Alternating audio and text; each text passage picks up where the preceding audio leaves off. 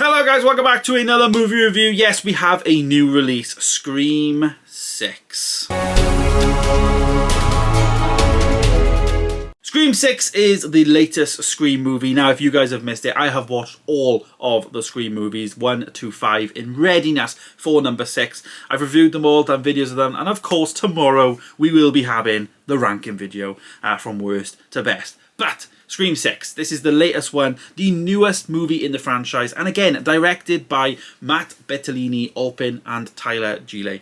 Both of them coming back from directing Scream 5 or Scream 2022, and it kind of restarts and kicks off another movie, and also really does set up some other things, but also rounds off the previous 5 movies really well. This review is going to be very hard to do without spoilers, so I'm going to just say now, if you do not want spoilers, please do not watch this review, watch it later on. So there is your spoiler warning. This movie for me I thought was fantastic. It is one of the first Scream movies that takes place, well, it is the first Scream movie that takes place outside of Woodsboro. Well, no, actually, I think the third one or second one does, because it's in LA.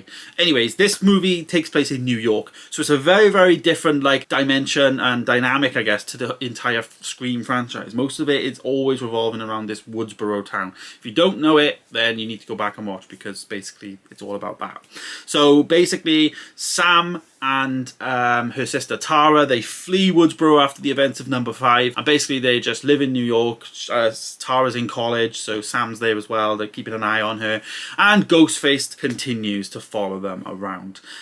Basically is the premise of the story, and yeah, I thought it was fab. I really enjoyed the entire dynamic and aspect of Ghostface in New York. I thought it was phenomenal. There was definitely 2 scenes in particular that I really enjoyed. The first scene was in the trailer. I think both of these scenes were in the trailer actually, but the first one was definitely the shop scene. There was like a scene where they were in a shop trying to be quiet, and then you had Ghostface there, who was really menacing, and he wears, or he or she wears, masks in this movie that are the old masks from the first one. So it all comes back to like this shrine of like all these ghost faces, and they've managed to collect all the ghost face and Scream and Stab and all that memorabilia, and basically he's got like a shrine, or she's got a shrine to Ghostface that you know, they want to continue on. So they're dribbling things through, and they're basically all the old masks. So the mask they wear is not like one of the new pristine white masks that we've seen in every other film. It is actually like an old mask that was worn in one of the previous films, is what it's meant to be. And it's been weathered, it's been a bit dirty, and I can tell you now, it is the creepiest looking thing. It definitely adds to it, and I really am glad that they went in that direction. I think it just adds something different to the new look, but also remaining the nostalgia-ness, and it also played a part, I felt, story-wise. It just was quite good and really like different. This is the first movie though that doesn't really follow the whole, this is based on a film, this is based on this is writing for the next one. You know, it's not like that. It doesn't come across like that. It's not about rewriting the next Stab movie. There is some elements to it, but it's not as much as it was in like number 5 especially, and all the other ones.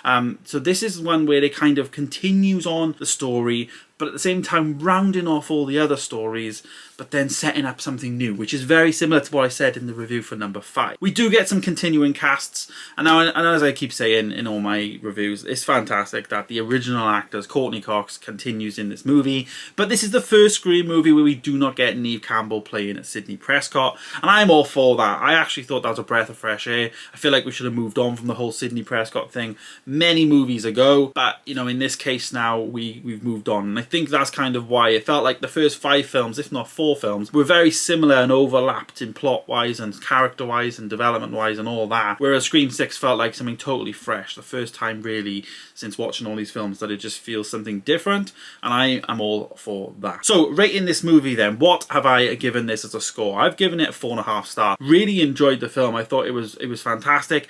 A perfect runtime as well of 2 hours and 2 minutes.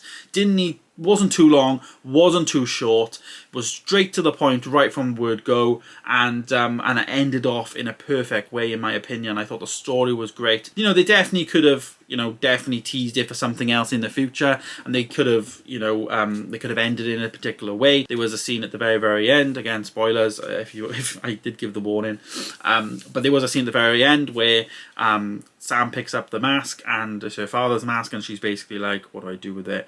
Now I think they should have, she put it on the floor basically, but I wish she kept the mask and put it in her bag or something, because I think that would be a good dynamic for like a 7th movie, like her coming back as Ghostface, and we actually know that she's Ghostface. Anyways, we get into like, you know, fan fiction and you know, talking about potential what could happen in the future, but for me, really good. And I want to say a massive shout out to my friend Bram for telling me about the Scream franchise and getting me involved in this, because I wouldn't have watched it without him. So yeah, really enjoyed it overall. Scream 6, fantastic, really enjoyed it. Stay tuned for tomorrow's video. Of course, I'll be ranking all the old Scream movies and the new ones now from worst to best, and of course we will be ranking this in the monthly roundup of new movies, because yeah, I would recommend Scream 6. Go and check it out, highly recommend. So there it is, guys, there is the Scream 6 review. Let me know if you have watched any of the retro movie reviews for all the other ones, and of course please do subscribe down below if you like what you see. Thanks for watching, and I'll see you in the next one. Goodbye.